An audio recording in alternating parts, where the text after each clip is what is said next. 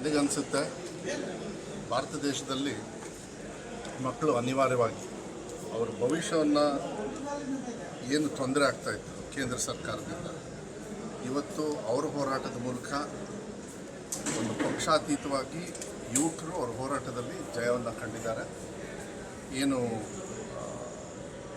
ಧರ್ಮೇಂದ್ರ ಪ್ರಧಾನ್ ಶಿಕ್ಷಣ ಸಚಿವರಿದ್ದಾರೆ, ಅವರು ರಿಸೈನ್ ಮಾಡಿದ್ದಾರೆ ಅಂಥೇಳಿ ಮಾಹಿತಿ ಬಂತು. ಇದು ಇನ್ನೂ ಮುಂಚೆನೇ ಮಾಡಬೇಕಾಗಿತ್ತು. ಅವ್ರಿಗೆ ಏನಾದರೂ ನಿಜವಾಗ್ಲೂ ಮರ್ಯಾದೆ ಗೌರವವನ್ನು ಉಳಿಸ್ಕೊಳ್ಳೋದು ಆಗಬೇಕು ಅಂತಿದೆ.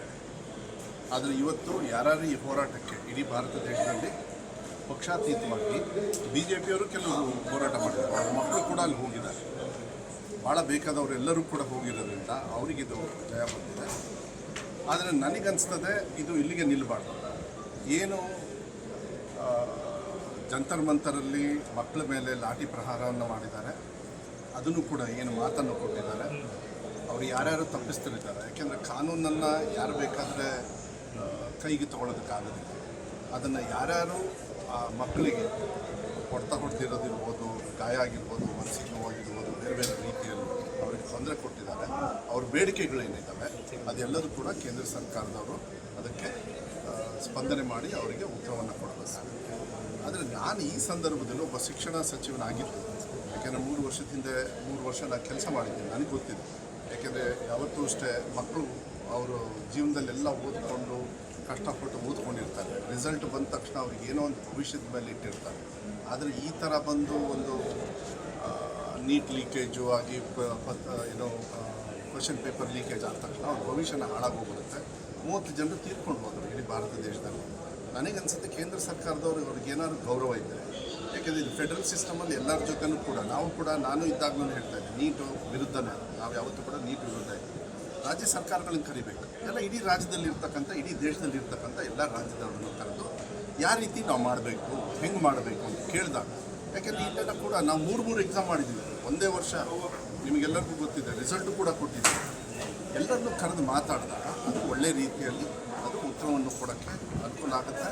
ಇವತ್ತು ಇವ್ರು ಕೊಟ್ಟಿದ್ದಾರೆ. ನನಗನ್ಸುತ್ತೆ ಈ BJP ಕೇಂದ್ರ ಸರ್ಕಾರದವರು ಇಷ್ಟು ದುರಾಡಳಿತ ಮಾಡಿ ಒಂದು ದುರಹಂಕಾರದಲ್ಲಿ ಏನಿತ್ತು ಅದು ಈ ದೇಶದ ಭವಿಷ್ಯದ ಮಕ್ಕಳು ಅವರಿಗೆ ಸೊಕ್ಕನ್ನು ಮುರಿತಾ ಇದ್ದಾರೆ ಅಂತ ಹೇಳಿದರೆ ಸಾಕು. ಇನ್ನು ಮೇಲೆ ಅವ್ರ ಡೌನ್ಫಾಲ್ ಸ್ಟಾರ್ಟ್ ಆಗಿದೆ.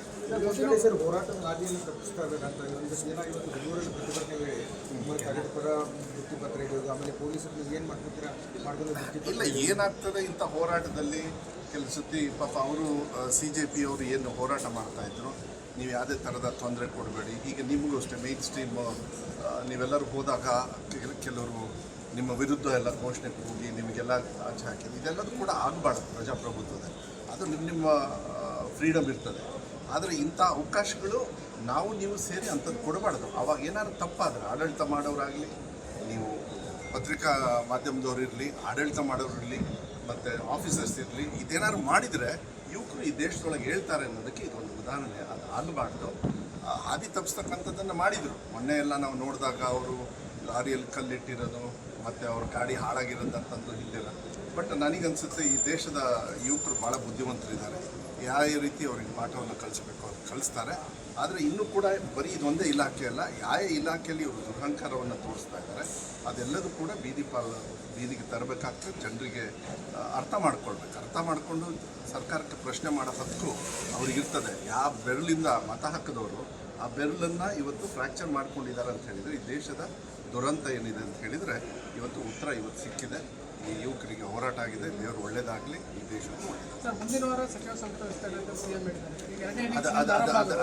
ಅದೆಲ್ಲ ಕೇಂದ್ರ ಸರ್ಕಾರದಲ್ಲಿ ನಮ್ಮ ಕೇಂದ್ರ ನಾಯಕರೇನಿದ್ದಾರೆ ಅವ್ರು ಮಾಡ್ತಾರೆ. ಅವ್ರು ಏನು ತೀರ್ಮಾನ ತಗೊಳ್ತಾರೆ ಎಲ್ಲರೂ ಕೂಡ ಒಗ್ಗಟ್ಟಾಗಿ ಕೆಲಸವನ್ನು ಮಾಡ್ಕೊಳ್ತಾರೆ. ಸಂಪ್ರದಾಯ ಓಕೆ.